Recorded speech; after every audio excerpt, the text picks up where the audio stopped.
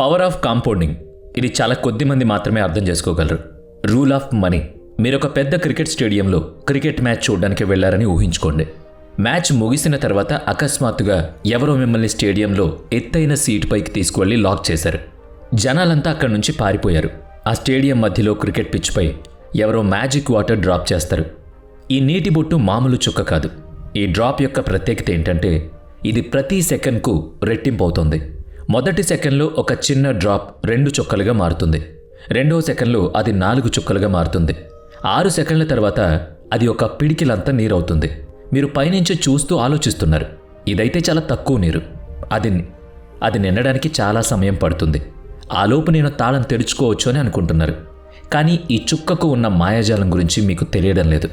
ఈ నీరు ప్రతి సెకండ్కు రెట్టింపు అవుతుంది. ఇదంతా 12 గంటలకు ప్రారంభమై ఉంటే ఇప్పుడు 12 గంటల 59 నిమిషాల 52 సెకండ్లయింది. ఈ మొత్తం గంటలో స్టేడియం మొత్తం 1% మాత్రమే మునిగింది. మీరిప్పుడు కొంచెం రిలాక్స్డ్గా ఉన్నారు. తాళం దాదాపుగా తెరుచుకునేలా ఉంది. కానీ నీటి వేగం మీ భావనలను దెబ్బతీస్తుంది.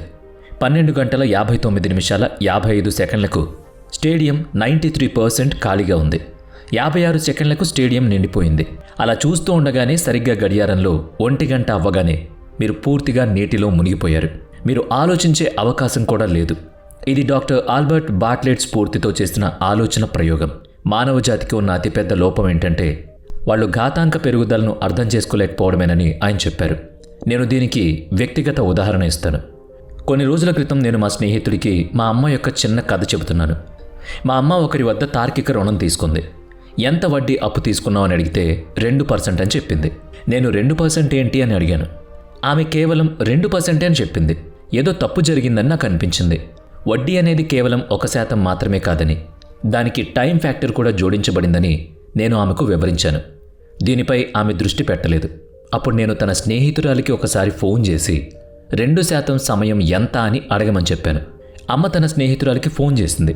ఈ వడ్డీ 2% ఏ ప్రాతిపదికన అని అడిగితే ఆ సమయంలో ఆమె ఇది నెలకు 2% అని చెప్పింది. ఈ విషయం అర్థం అయ్యేసరికి మా అమ్మ మొహం వాలిపోయింది. ఈ విషయం నా స్నేహితుడికి చెప్పగానే అతను పక్కున నవ్వాడు. ఆ సమయంలో నా సొంత స్నేహితుడు క్రెడిట్ కార్డ్ చెల్లింపు చెల్లించలేదని లేదా కనీస బకాయి మొత్తం చెల్లించలేదని నాకు గుర్తొచ్చింది.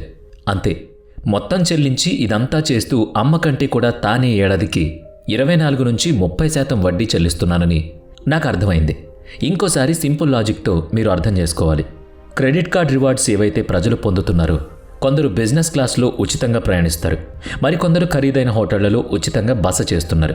వీటన్నిటికీ ఎవరు చెల్లిస్తున్నారు? సహజంగానే ఇవన్నీ చేసేది వారి క్రెడిట్ కార్డ్ బిల్లును సకాలంలో చెల్లించని వ్యక్తులు. క్రెడిట్ కార్డులు తీసుకునే వాళ్ళు 100 మంది ఉన్నారనుకుందాం. వాళ్ళలో 90 మంది సకాలంలో చెల్లింపులు చెయ్యరు, లేదా కనీస బకాయి కూడా చెల్లించరు.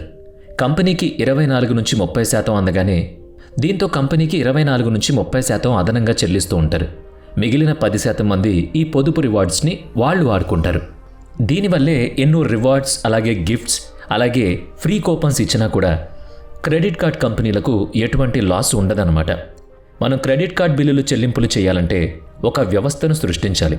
దాని కారణంగా మనం రివార్డులు పొందే వ్యక్తిగా మారతాం. రివార్డులు ఇవ్వడానికి డబ్బును ఉపయోగించే వ్యక్తిగా మాత్రం కాదు. ఇటీవల నేను జిందాల్ యూనివర్సిటీలో ప్రొఫెసర్గా ఉన్న కాశిఫ్ అన్సారీతో పాడ్కాస్ట్ చేశాను. అతని వద్ద 32 క్రెడిట్ కార్డులు ఉన్నాయి. కానీ అతను మళ్ళీ రియాక్టివ్ మోడ్లో ఉండడు. అతను సరైన సిస్టమ్ను సృష్టించుకున్నాడు. ఒక అప్లికేషన్ ఉపయోగిస్తున్నాడు. ఆ ఒక్క అప్లికేషన్ నుంచి మొత్తం డబ్బు ఆటోమేటిక్గా తీసివేయబడుతుంది. దానివల్ల అతను రివార్డ్ పాయింట్లను కూడా పొందుతున్నాడు. మనం డబ్బుకు సంబంధించి సిస్టమ్ను సృష్టించాల్సి వస్తే మనకు మొత్తం డేటా కేంద్రీకృతమై ఉన్న ఒక యాప్ అవసరం. ఎంత డబ్బు వస్తోందో, ఎక్కడికి పోతుందో అందులో మనం చూడొచ్చు. అన్ని సిస్టమ్స్ని కనెక్ట్ చేయడానికి మనకు 1 వారం మొత్తం పట్టొచ్చు. కానీ ఆ తర్వాత మీరు ఎటువంటి ప్రయత్నం చేయనవసరం లేదు. ఎందుకంటే ఆ విషయం స్వయంచాలకంగా మిమ్మల్ని మెరుగుపరుస్తుంది. మనలో చాలామంది మాత్రం ఇలా కాకుండా అరకొర ఆలోచనలు చేస్తూ ఉంటారు. మన జీవితం అంతా సంపాదించిన ₹1 కోటి సంపాదన ఉందనుకోండి. ఆర్థికంగా ఎక్స్ప్రెస్ ఇన్సూరెన్స్ లేకపోతే అప్పుడు ఒక అత్యవసర పరిస్థితి జీవితకాల పొదుపును తుడిచిపెట్టేయగలదు. ఒక వైద్యుడు చెప్పినట్లు భారతదేశంలోని ప్రజలకు బీమా ఉండాలి. అయితే ఇది కేవలం 10 లేదా 20 లక్షలకు మాత్రమే. అయితే వాస్తవ సమయంలో చాలామందికి 50 లక్షల నుంచి ₹1 కోటి వరకు బీమా అవసరం. ఆరోగ్య బీమా, జీవిత బీమా, క్లిష్టమైన అనారోగ్య బీమా వంటి వివిధ రకాల బీమాలు ఉన్నాయి. అయితే ఈరోజు మనం ఆరోగ్య బీమా గురించి మాట్లాడుకున్న పెద్ద ఉపయోగం ఉండదు. ఎందుకంటే మన దేశంలో చాలామంది అసలు హెల్త్ ఇన్సూరెన్స్ అనేది తీసుకోరు కాబట్టి. ఇక మీకు ఆర్థిక స్వేచ్ఛ కావాలని ఒకరోజు మీరు నిర్ణయించుకున్నట్లు ఊహించుకోండి. మీరు ఎవరి ముందు అడుక్కోవాల్సిన అవసరం లేదని, అలాగే మీరు చాలా డబ్బు కలిగి ఉండాలని అనుకున్నారు. ఏ యజమాని మిమ్మల్ని ఆజ్ఞాపించకూడదు. మన సమయం మీద మనకు పూర్తి నియంత్రణ ఉండాలి. దీనికోసం మీరు ఉద్యోగం ప్రారంభించండి. సరైన పెట్టుబడి ప్రణాళిక చేయండి. సిప్ని కూడా ప్రారంభించండి. సిప్ని ప్రారంభించడంతో పాటు మీరు మీ ఖర్చులను కూడా తగ్గించుకోవాలి. మీరు ట్రాక్లో ఉన్నారని ఒకరోజు మీకు ఆ స్వేచ్ఛ లభిస్తుందని మీరు అనుకుంటున్నారు. కానీ క్రమంగా పెట్టుబడి పెరగడం ప్రారంభించిన వెంటనే మీ చుట్టూ ఉన్న వ్యక్తులు పెద్ద కొత్త ఖరీదైన కార్లు కొంటున్నారని, మీరు అప్పటి వరకు పొదుపు చేసిన డబ్బుని అనవసర ఖర్చులకు వినియోగిస్తే అదంతా వ్యర్థమైపోతుంది. ఇవన్నీ ఎందుకు చెప్తున్నామంటే డబ్బు అనేది చాలా ముఖ్యం. మనం మనీ గేమ్ ఆడాలి. మనం నిజానికి ఈ ఆట ఆడడం లేదని చెప్పినా వాస్తవానికి మనం ఎప్పుడూ డబ్బు ఆడే ఆటలోనే ఉంటాం. స్టేటస్ గేమ్ అనేది షో ఆఫ్ గేమ్. ఇది మనం ప్రజలను ఆకట్టుకోవడానికి ఆడతాం. రిచ్ మైండ్ సెట్ ఉన్న వ్యక్తులు ఈ వ్యత్యాసాన్ని బాగా అర్థం చేసుకుంటారు. జోహో వ్యవస్థాపకుడు శ్రీధర్ వేంబూసర్ లాగా ఉండాలి. ఆయన చాలా సింపుల్గా ఉంటాడు. అతను ఎవరిని మెప్పించడానికి తన పనిపై దృష్టి పెట్టడు. ఇటీవలే కోట్ల రూపాయలతో పెళ్లి చేసిన ముఖేష్ అంబానీ గురించి కూడా ఇప్పుడు చెప్పుకుందాం. ముఖేష్ అంబానీ కూడా ఈ స్టేటస్ గేమ్ ఆడుతున్నారో లేదో కూడా చూడండి. ఓవరాల్గా ఆడిన గేమ్ సీక్వెన్స్ని కరెక్ట్గా మెయింటైన్ చేశాడు ఆయన. అతడికి ఆదాయం చాలా ఉంది. ముందు సంపాదించి ఆ తర్వాత అతను స్టేటస్ గేమ్ ఆడారు. ఇప్పుడు తన సంపదలో చాలా తక్కువ శాతాన్ని మాత్రమే వెచ్చించి ఈ గేమ్ ఆడుతున్నారు. ఇక మీ దగ్గర 1,00,000 ఉన్నాయనుకోండి. మీరు ప్రతి సంవత్సరం 20% CAGR పొందుతారని ఎవరైనా మీకు హామీ ఇచ్చారని ఊహించుకోండి. అంటే కాంపౌండ్ గ్రోత్ రేట్ 20% చాలా బాగుంది, కానీ దాన్ని కొద్దిగా విడదీద్దాం. రూల్ ఆఫ్ 72 అనే విషయం ఉంది. ఇది మనకు రాబడి రేటు తెలిస్తే ఎన్ని సంవత్సరాల్లో మన డబ్బు రెట్టింపు అవుతుంది. ఈ విషయం ప్రకారం మనకు 20% CAGR లభిస్తే మన డబ్బు దాదాపు ప్రతి సంవత్సరం 3.6 సంవత్సరాల్లో రెట్టింపు అవుతుంది. ఇప్పుడు ఆలోచించండి, మీరు 30 సంవత్సరాలకు 20% CAGR పొందినట్లయితే మీ 1,00,000 సుమారుగా 8 నుంచి 10 రెట్లు రెట్టింపు అవుతుంది. 30 సంవత్సరాల తర్వాత ఈ మొత్తం 2.56 కోట్లు అవుతుంది. మీరు ఈ మొత్తంతో సంతోషంగా ఉంటే సరిపోదు. ఇక్కడ ఒక ట్విస్ట్ కూడా ఉంది.